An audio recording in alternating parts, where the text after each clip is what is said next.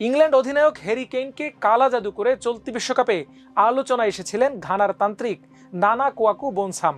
এরপর আর্জেন্টিনাকে নিয়ে ভবিষ্যৎবাণী করে তুমুল চর্চায় এখন এই তান্ত্রিক।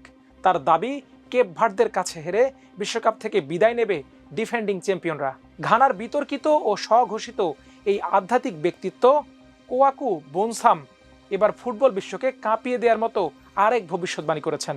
বোনসামের দাবি, 2026 সালের বিশ্বকাপ ট্রফি উঠতে যাচ্ছে ক্রিস্টিয়ানো রোনালদো এবং পর্তুগালের হাতে। আন্তর্জাতিক বেশ কয়েকটি গণমাধ্যম এই খবরটি প্রকাশ করেছে। ফুটবল মাঠের লড়াই শুরু হওয়ার আগেই নাকি আধ্যাত্মিক জগতে এই ফুটবলের ভাগ্য নির্ধারিত হয়ে গেছে। বোনসামের ভবিষ্যৎবাণী, এবারের বিশ্বকাপটি রোনালদো এবং পর্তুগালের, তারাই জিতবে। তার দাবি, পর্তুগাল ইতোমধ্যেই আধ্যাত্মিক জগতে এই টুর্নামেন্ট জিতে নিয়েছে, তাই রোনালদো পুরোপুরি নিশ্চিত থাকতে পারেন, কারণ ফুটবল বিধাতা এবার তার জন্য সেই মাহেন্দ্র খন নির্ধারণ করে রেখেছেন। বোনসামের এমন মন্তব্য এরই মধ্যে সামাজিক যোগাযোগ মাধ্যমে ফুটবল ভক্তদের মধ্যে তুমুল আলোচনার জন্ম দিয়েছে। এবারের বিশ্বকাপের গ্রুপ পর্বে ইংল্যান্ডের অধিনায়ক হ্যারি কেইনকে নিয়ে খবরের শিরোনাম হয়েছিলেন বোনসাম। ইংল্যান্ড বনাম ঘানা ম্যাচের আগে তিনি দাবি করেছিলেন হ্যারি কেইনকে থামাতে তিনি কালা জাদু করেছেন। ব্রিটিশ গণমাধ্যমকে দেয়া এক সাক্ষাৎকারে তিনি দাবি করেছিলেন, আমি আগে কি করতে পারি তা দেখিয়েছি, তাই তাকে থামাতে আমার কি করতে হবে তা ভালো করেই জানা আছে।